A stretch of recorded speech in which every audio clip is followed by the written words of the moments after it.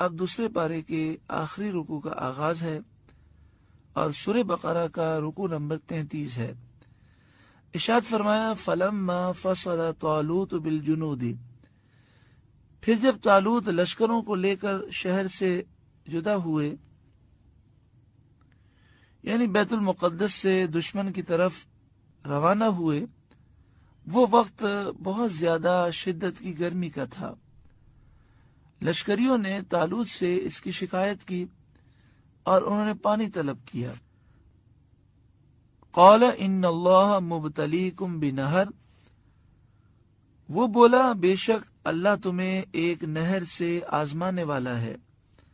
فمن شرب منہ فلیس منی، تو جو اس کا پانی پیے وہ میرا نہیں۔ ومن لم یطعمہ فإنہ منی الا من اغترف غرفۃ بیدہ، اور جو نہ پیے وہ میرا ہے مگر وہ جو ایک چلو اپنے ہاتھ سے لے لے۔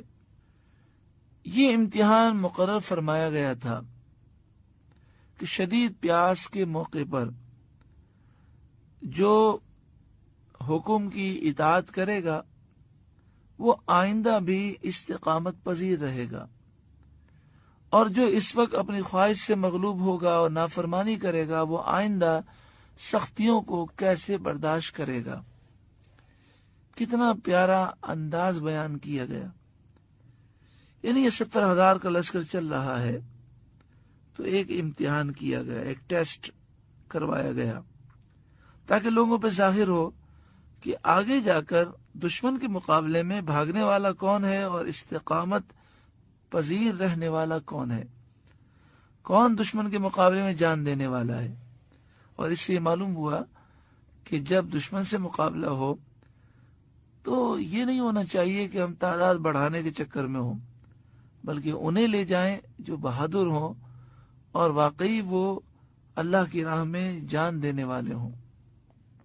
فَشَرِبُوا مِنْهُ إِلَّا قَلِيلًا مِّنْهُمْ، تو سب نے اس سے پیا مگر تھوڑوں نے، یعنی 70,000 میں سے سب نے یہ پانی پیٹ بھر کر پیا، مگر ان میں سے جو 313 تھے انہوں نے صبر کیا اور ایک چلو لیا۔ اس ایک چلو میں اللہ نے ایسی برکت عطا فرمائی کہ وہ ایک چلو ان کے لیے بھی کافی تھا اور ان کے جانوروں کے لیے بھی کافی ہو گیا۔ پھر پورے سفر میں پیاس نہ لگی اور ان کے دل بھی مضبوط ہوئے، ان کے ایمان بھی مضبوط ہوئے، اور نہر سے سلامتی کے ساتھ وہ گزر گئے، اور جنہوں نے خوب پیا تھا ان کے ہونٹ کالے ہو گئے، پیاس اور بڑھ گئی اور وہ ہمت ہار گئے، وہ وہیں بیٹھ گئے، وہ آگے نہ چل سکے۔ فلما جاوزہ ہوا والذین آمنوا معہ، پھر جب طالوت اور اس کے ساتھ کے مسلمان نہر کے پار گئے، قالوا، وہ بولے، لا طاقت لنا اليوم بجالوت وجنودہ، ہم میں آج طاقت نہیں جالوت اور اس کے لشکروں کی، یعنی ہم جالوت کا اور اس کے لشکروں کا مقابلہ نہیں کر سکتے، کیونکہ یہ بہت بڑا لشکر تھا اور جالوت سر سے پاؤں تک لوہا پہنے ہوئے تھا اور بہت زیادہ یہ لمبا اور چوڑا تھا۔ جو بہادر اس کے مقابلے میں آتا وہ ایک ہی وار میں اسے شہید کر دیتا۔ قال الذین یظنون انہم ملاقو اللہ، بولے وہ لوگ جنہیں اللہ سے ملنے کا یقین تھا، یعنی جو اللہ والے تھے، انہوں نے کہا کم من فئۃ قلیلۃ غلبت فئۃ کثیرۃ باذن اللہ، کئی مرتبہ ایسا ہوا کم جماعت، قلیل جماعت غالب آئی ہے بڑی بڑی جماعتوں پر اللہ کے حکم سے۔ یعنی انہوں نے کہا گھبرانے کی کوئی بات نہیں، اگر اللہ مدد فرمائے گا تو اللہ کے حکم سے ہم غالب آ جائیں گے۔ اور ایسا کئی مرتبہ ہوا ہے کہ چھوٹے چھوٹے گروہ اللہ کے حکم سے بڑے بڑے گروہوں پر غالب آ گئے۔ ہم جس وقت اسے ریکارڈنگ کروا رہے ہیں یہ وہ لمحات چل رہے ہیں کہ امت مسلمہ پر اس وقت جو معاملات ہیں وہ بڑے سخت ہیں۔ کشمیر، فلسطین، افغانستان، عراق و شام میں، خاص طور پر شام میں قتل و غارت گری عام ہے۔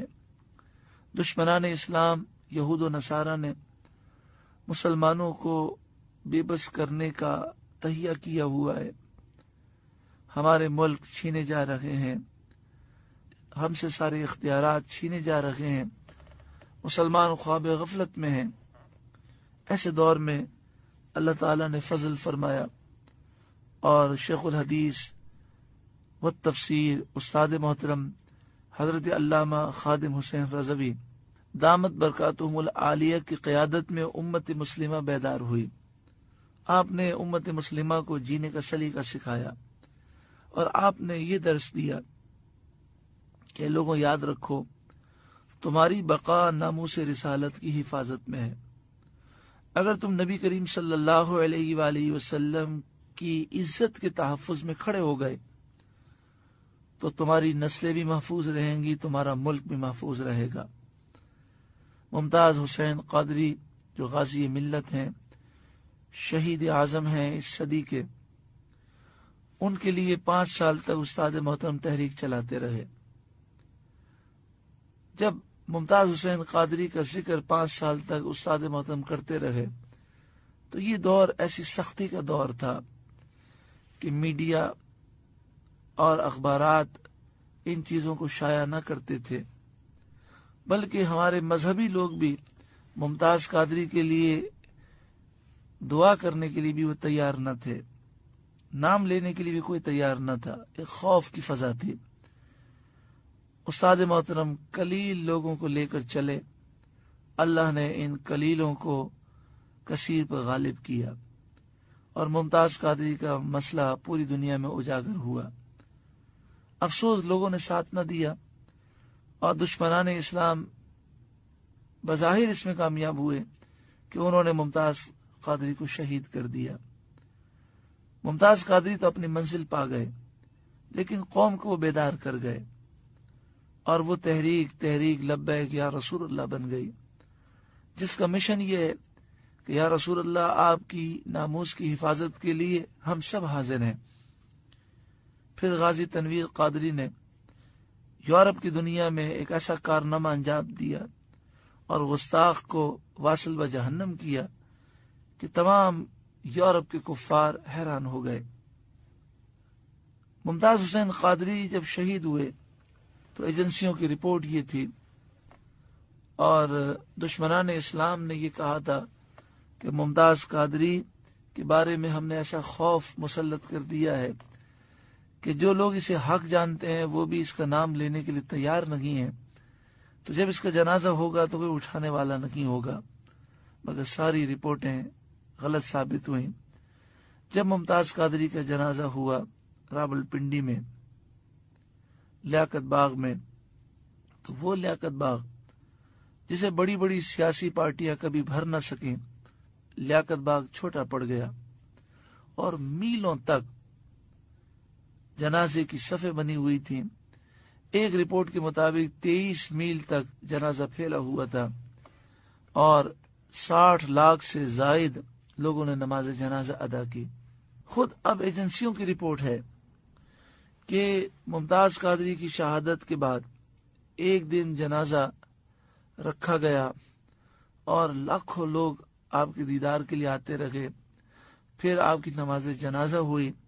نماز جنازہ کے بعد وہ لوگ جو نماز جنازہ میں شریک نہ ہو سکے سویم تک ممتاز قادری کے مزار پر حاضری دیتے رہے اور وہ بھی لاکھوں کی تعداد میں تھے۔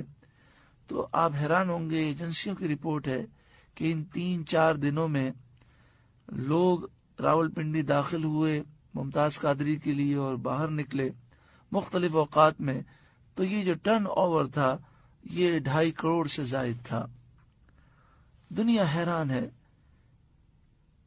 کہ کس طرح لوگوں میں یہ جذبہ بیدار ہوا۔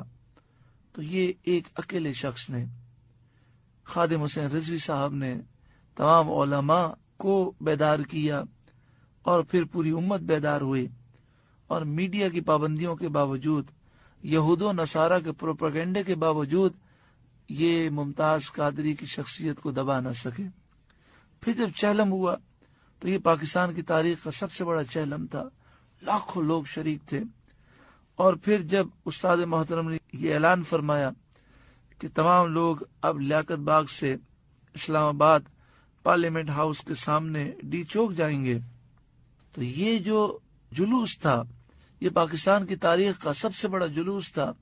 خود ایجنسیوں کی رپورٹ ہے کہ اس میں 20 لاکھ سے زائد لوگ شریک تھے، جو لیاقت باغ سے ڈی چوک تک یہ 25 کلومیٹر کا فاصلہ انہوں نے پیدل طے کیا۔ اس میں بچے بھی تھے، بوڑھے بھی تھے، کمزور بھی تھے، جوان بھی تھے۔ اور جب ڈی چوک پہنچے تو حکومت کی کوششوں کے باوجود حکومت اور دشمنان اسلام کی ایجنسیاں انہیں دبا نہ سکیں۔ وہاں پر سب کی زبان پر یہی آیت کریمہ جاری تھی، کم من فئۃ قلیلۃ غلبت فئۃ کثیرۃ باذن اللہ۔ کئی مرتبہ ایسا ہوا، تھوڑی جماعتیں، قلیل جماعت وہ کثیر پر غالب آئی اللہ کے حکم سے۔ ہمارے استاد محترم علامہ خادم حسین رضوی صاحب یہی درس دیتے ہیں کہ اگر تم نبی کریم صلی اللہ علیہ وسلم کی محبت میں اور ناموس رسالت کی حفاظت میں کھڑے ہوگے، اللہ تمہاری مدد فرمائے گا۔